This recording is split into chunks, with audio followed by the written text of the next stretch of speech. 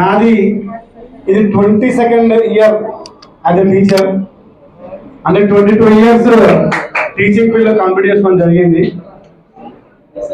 So చాలా happy అనిపిస్తుంది, ఎందుకంటే నా స్టూడెంట్స్ పిల్లలు ఇప్పుడు మళ్ళీ నా స్టూడెంట్స్ అయినారు. సో ఆ లెగసీ ఇంకా ఈ ఏరియాలో కంటిన్యూ అవుతూనే ఉంది. సో టీచర్స్ డే అనగానే 365 daysలో టీచర్లు అందరూ కూడా సంతోషంగా ఉండేది ఈ ఒకటే రోజు. ఎందుకంటే డాక్టర్స్ డే అని చెప్పేసి, ఇంజనీరింగ్ డే అని చెప్పేసి రకరకాలుగా మనం ఎన్నో డేస్ సెలబ్రేట్ చేస్తాము.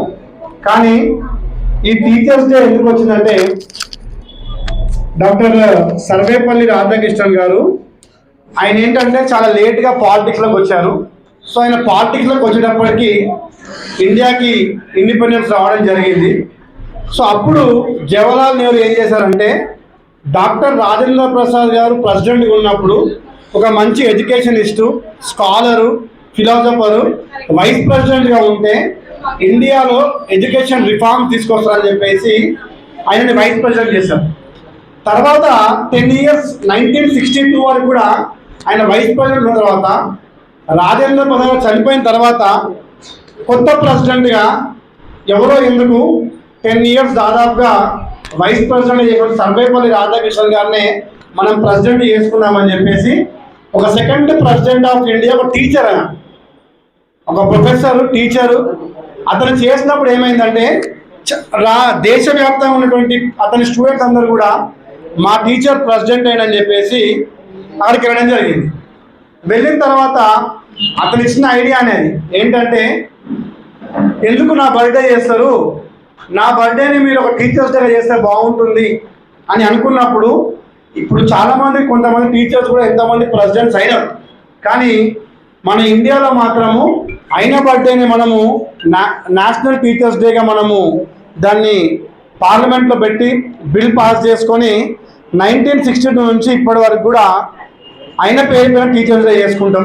సో టీచర్స్ డే రోజు అన్ని స్కూళ్ళలోనే కాకుండా రాష్ట్ర వ్యాప్తంగా ఏం చేస్తారంటే గవర్నమెంట్స్ బెస్ట్ టీచర్ అవార్డ్స్ ఇస్తుంది. సో ఆ బెస్ట్ టీచర్ అవార్డ్స్ కూడా గవర్నమెంట్ ఇవ్వడం జరుగుతుంది. సో ఇక్కడ ఏంటంటే నేను ఈ 22 years కెరియర్లో ఎంతోమంది టీచర్లతో పనిచేసిన, నేను చేసిన టీచర్లు కొంతమంది ఇప్పుడు కలెక్టర్గా పనిచేస్తారు, కలెక్టర్లు అయినారు, మా మండల ఆఫీసర్స్ అయినారు, నా ఫ్రెండ్స్ చాలామంది టీచింగ్ ఫీల్డ్లో ఉండి. కానీ ఇప్పుడు రాను రాను ఏమైపోతుందంటే టీచింగ్ ఫీల్డ్లోకి రావడానికే అందరు భయపడుతున్నారు. ఎందుకు భయపడుతున్నారు అంటే, ఇప్పుడు సాఫ్ట్వేర్ వచ్చిన తర్వాత మనీ అనేది చాలా ఈజీ అందరు సంపాదించేస్తున్నారు. సో టీచింగ్ ఫీల్డ్లోకి వెళ్ళి పొద్దుంతా కష్టపడి పిల్లలతోని మనం టీచింగ్ చెప్పి ఆ డబ్బులు సంపాదించేంత ఓపిక ఇప్పుడు యువతకు లేదు. కాబట్టి రాను ఏమైపోతుందంటే టీచింగ్ ఫీల్డ్ అనేది టీచింగ్ ఫీల్డ్ ఉంటుంది, కానీ క్రీమ్ టీచర్స్ దొరకరు ఇంకా. సో మా ప్రయత్నం ఏముంటుందంటే, మేము ఎప్పుడు కూడా ఎవ్రీ ఇయర్ April, May నాతో పాటు కొంతమంది ఒక 20 మంది ఒక టీం ఏర్పడి మేమందరం కూడా ఏం చేస్తామంటే డిగ్రీలు కంప్లీట్ అయిన వాళ్ళని ఓయూకి వెళ్ళి అక్కడికి వెళ్ళి ఇక్కడికి వెళ్ళి మీరు టీచింగ్ ఫీల్డ్కి రండి, మీరు గవర్నమెంట్ జాబ్ కొట్టేంత వరకు వచ్చి పిల్లలకి చదువులు చెప్పండి అని చెప్పేసి బతిమలాడి పిల్లలకి చదువు చెప్పిస్తూ ఉంటాం. సో ఈ విధంగానే ఎంతోమంది ఓయూ స్టూడెంట్స్ నాతో పనిచేస్తున్నారు. అలాగే నేను గొప్పతనం ఏంటంటే, మనం ఒక బ్యానర్ కట్టాం సెయింట్ జాన్ స్కూల్ది.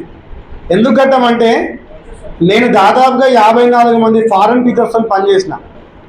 సో ఈ 54 ఫారెన్ టీచర్స్తో పనిచేసినప్పుడు వాళ్ళ కల్చర్ వేరే ఉంటుంది, వాళ్ళ వే ఆఫ్ టీచింగ్ వేరే ఉంటుంది, వాళ్ళ టర్మినాలజీ వేరే ఉంటుంది, వాళ్ళతో నేర్చుకోవడం జరిగింది. సో అందరికి కూడా నేను మళ్ళీ చెప్తున్నాను, ఇక్కడ ఎంతోమంది స్టూడెంట్స్ ఎన్నో కలలు కంటూ ఉంటారు, అదవుదాం ఇదవుదాం అని చెప్పేసి. అట్లీస్ట్ నా ముంగట కూర్చున్నటువంటి విద్యార్థుల నుంచి నేను ఎవ్రీ ఇయర్ చెప్తా, ఒక్కరైనా టీచర్ కావాలి, గవర్నమెంట్ టీచరో ప్రైవేట్ టీచరో కావాలి, విద్యార్థులకి విద్యను అభ్యసించాలని చెప్పేసి కోరుకుంటూ మళ్ళొకసారి అందరికి కూడా హ్యాపీ టీచర్స్ డే. ఇటువంటి టీచర్స్ డేలు మాలాంటి టీచర్లు హ్యాపీగా జరుపుకోవాలి. ఎందుకంటే ఇప్పుడు మొత్తం కూడా ఏమైపోయిందంటే, ఒకప్పుడు నేను స్టార్టింగ్ కెరియర్లో స్టార్ట్ చేసినప్పుడు ఒక 10th class స్టూడెంట్ని కొడితే పేరెంట్ రాకపోతుండే స్కూల్కి, అస్సలు రాకపోతుండే. ఎప్పుడన్నా వస్తే సార్ మా ఓన్ని మధ్య మీరు కొడతలేదు సార్ అని వస్తున్నారు. వస్తుండే అప్పుడు. ఇప్పుడు ఏమైపోయిందంటే ఒక దెబ్బ వేయగానే పేరెంట్ వచ్చేసి ఫస్ట్ ఏమంటారు తెలుసా, నీ పిల్లలు లేరా, నీ పిల్లలు లేరా, అట్లా కొడుతున్నావు కొడుకును, నువ్వు మనిషిగా గాడుతావు అని చెప్పి టీచర్లు చెప్తున్నారు ఇప్పుడు. అంటే ఆ స్థాయికి ఇప్పుడు మొత్తం ట్రాన్స్ఫార్మ్ అయిపోయింది సిస్టమ్ అంతా కూడా. సో టీచర్లు కూడా ఏమైపోయిందంటే వాడు మంచి అయితే ఏంది చెడ్డ అయితే ఏంది, కొడితే ఏంది కొట్టకపోతే ఏంది, మన పాటికి మనం చదువు చెప్పుకుందాం బయట పడిపోదాం అని చెప్పేసి ఆలోచిస్తూ ముందుకు వెళ్తున్నారు. సో అందరు కూడా ఖచ్చితంగా లైఫ్లో మంచి స్థాయికి వెళ్ళాలి. ఇక్కడ చదువుకున్న ప్రతి పిల్లలు కూడా ఉన్నత స్థాయిలోకి వెళ్ళాలి అని చెప్పేసి కోరుకుంటూ,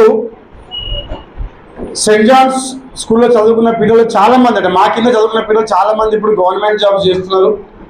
హైదరాబాద్ సిటీలో ఏంటంటే నేను ఎప్పుడు చెప్తాను, హైదరాబాద్ సిటీ ఏమైపోతుందంటే మనకి ఒక పండుగ వస్తుంది.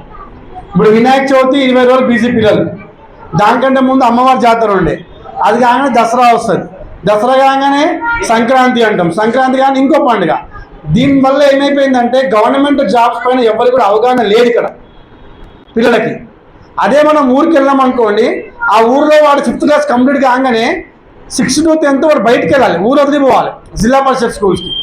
10th అయిపోయాక మండల కేంద్రం వాళ్ళు చదువుకోవడానికి. వాళ్ళ గోల్ ఏముంటుంది అంటే ప్రైవేట్ జాబ్ ఉండదు, సాఫ్ట్వేర్ ఉండదు, ఏముండదు, ఓన్లీ గవర్నమెంట్ జాబే వాళ్ళ గోల్ ఉంటుంది. కాబట్టి ఇప్పుడు హైదరాబాద్లో శాసిస్తున్న వాళ్ళందరూ కూడా ఊరోళ్ళే, మనం ఒక్కరమే మిగిలిపోయిన హైదరాబాద్ వాసులం. మన పైన బాసులు, ఇన్స్పెక్టర్లు, సిఐలు, మండల ఆఫీసర్లు, సెక్రటరీలో పనిచేసే వాళ్ళు, జిహెచ్ఎంసీ ఆఫీసర్లు అందరూ కూడా ఊళ్ళోకి వచ్చి మనం అందరూ మనం సార్ మనం వాళ్ళ ఇంకా తిరుగుతున్నాం. హైదరాబాద్లో మాత్రం ఇంకా ఎక్కడ వేసిన గొంగలు అక్కడనే ఉన్నాం.